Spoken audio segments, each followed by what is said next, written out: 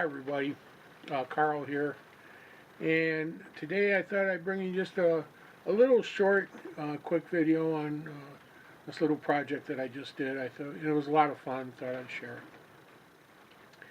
it. And this is one of those weird days where it was really nice yesterday, and this is the first day of March. Now today, it's been raining like crazy. We got a super low area of pressure just to our south, and it's smashing us. Anybody with arthritis and stuff like that, you're going to be aching a bit around here. But anyway, in about an hour or two, which would be in the early afternoon, it's going to change to snow.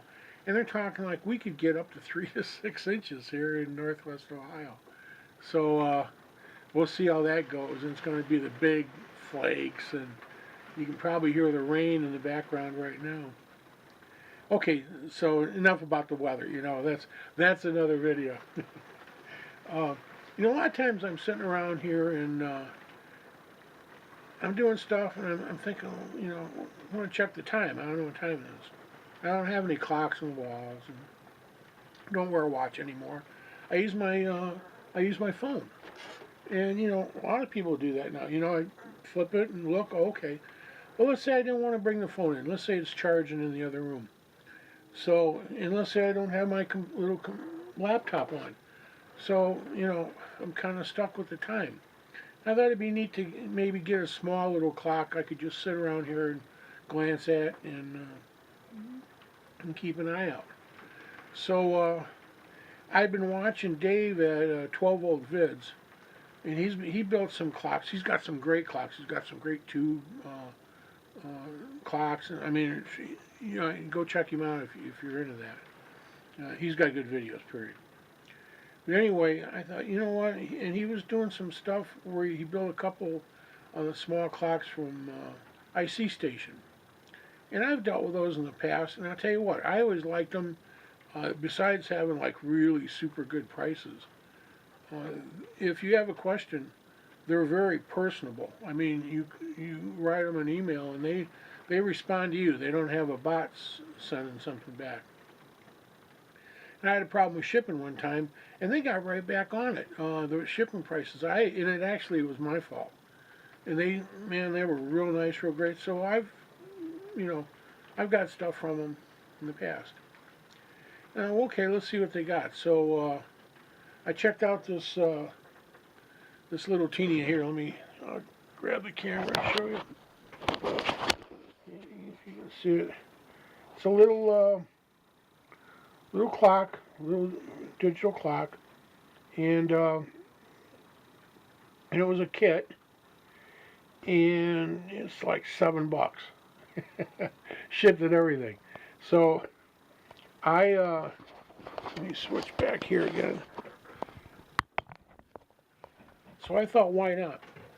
And at first I was going to do a video on it, on how, as I was soldering. But I'll tell you what, and I'm going to pull this here in a second. I didn't do that because, first of all, it is small. And I've been trying to practice doing really small soldering anyway. Because, a lot of times, besides my progressive lens glasses, I also have to wear my loops, magnifying glass, and when it gets serious, I've got like the dual loop glasses here that are like really good magnifiers, which I used in dental when I had to like cut really, really intricate anatomy and teeth and stuff. So only now I'm not doing teeth anymore, but I'm doing a lot of little teeny things in electronics, and eventually I want to start trying to do some surface mount projects, and I'm gonna probably go to IC Station for that when I order them. But this was so small, at first I tried to arrange the camera so you could see, and like my big hands and head was in the way all the time. I said, you know what, just solder it up and then you can just show people than product, and if they like it, maybe they can get one or try something like it, you know. So that's what I'm doing. So I'm going to unplug this so we can take a look at it, and it's running on a US, you know, like everything, it's running on a USB. The only thing is, it doesn't hold its settings once you pull it.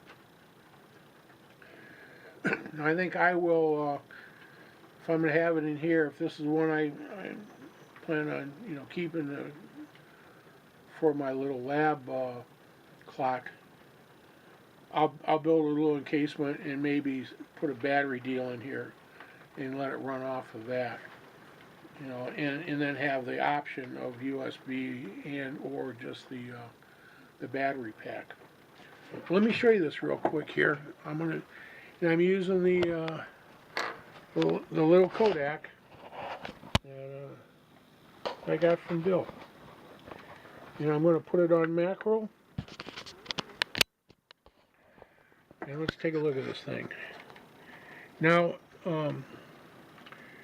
the instructions, it doesn't come with instructions, but you can download the whole manual. And it's in like weird English, but you can, for the most part, it's easy to put together. You have to play around with learning how to program it, but I mean, it's real basic, real simple, not a lot to it. And you got to be spot on with your soldering. I can tell you that right now. You can't be sloppy. It's got to be solid, or things won't work. So, because I'd missed a few, and it looked, you know, here's another one still. They're so small, it looked like I'd gotten it, but I didn't.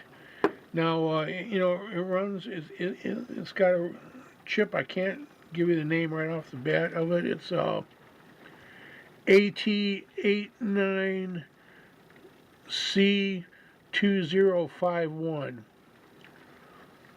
and for some reason, you know, it almost sounds like an Arduino, but you know, and it could be. I'm not looking at it right now. Don't hold me to that, but Arduino, that's real close to what some of those are. So anyway. But you know, it's got a little crystal, it's got a couple capacitors, a buzzer, and it's got the input, you know, for your USB, two little on-off buttons, and that, you know, helps you control how you set it. Real simple. The only, like I said, the only tricky thing about this is you have to take, and hope it's shockproof. You have to really take your time and be patient with soldering. You don't want to throw like, you know, 15 things in there and try to do it just, you know, I did each one individually, and with the IC socket, I had to really take my time. And like I said, there was a few of them that I missed. And I thought, oh no. But I went back and just did an inspection, and I went, okay, yeah, that I really didn't get. And once I put it all together, it works great. And I'll tell you what, even with the going back and having to recheck myself, this took me about an hour and a half. And you know, that was fine-tuning and everything. So it's just a pretty good deal, and I wanted to share that with you. I'm sorry that I didn't. Let's see if I can throw it down enough. Maybe it will break. I'm sorry I couldn't share the actual soldering, but like I said, it's so small and tiny that I, you know, try to get a camera of me doing that, and for me to do it good, couldn't happen. So I just thought that'd be interesting. Like I said, I like the stuff that I get from IC Station, and I'll keep using them. And I'll put a link down in the description box if you're interested in getting one of these. Like I said, it's like $7. Not only is it a great way to practice your small soldering, and you get a little clock out of it. So to me that was a winner. And like I said, down the road I'm going to do some surface mount, which I'll be honest with you, that's something that I really haven't dealt with, but I think I'll be okay with it, you know. But you gotta practice and gotta try it, and that's how you find out. So, oh, and one last thing to do this, so it didn't mess the board. There's my little, there's my extension. So I had like a wood clip. I could clip the board with my clothespin grabber. That helped me solder, because I have a hard time, you know, laying it down like that and doing it. I have a tendency things move on me and that. So if I can clamp it, I will. I mean, sometimes you can't, but you know, when I can, I do it. Okay, and long enough video again. So I just wanted to show this to you. Everybody have a fantastic day, and I'll talk to you later. Bye.